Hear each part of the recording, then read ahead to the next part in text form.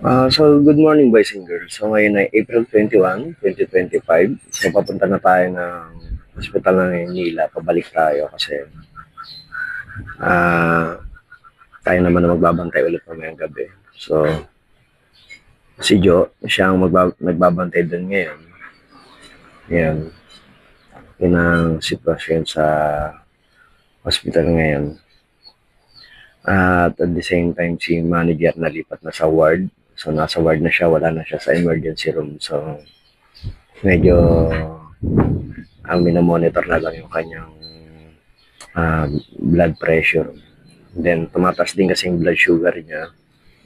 So malamang nito, talagang pag nakalabas na si manager sa hospital is magme-maintenance na siya.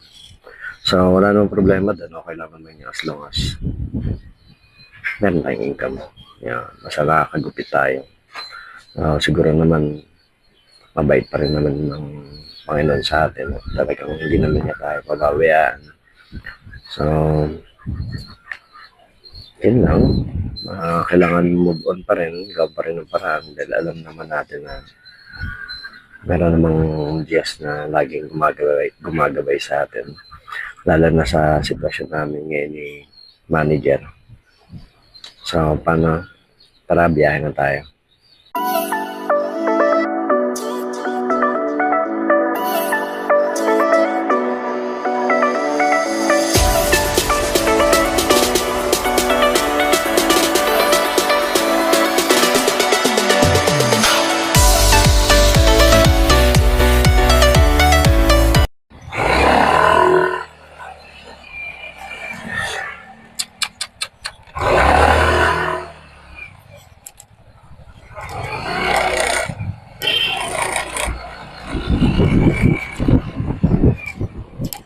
Cloud, abot mo yung tubig ko.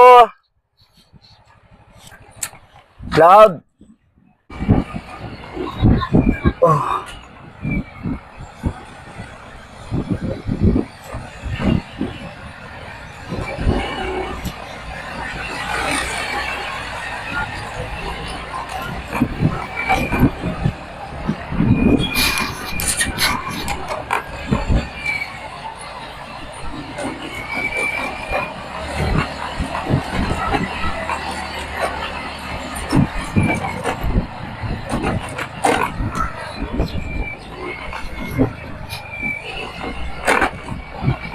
So ayun, papunta na tayo ng hospital ng Maynila.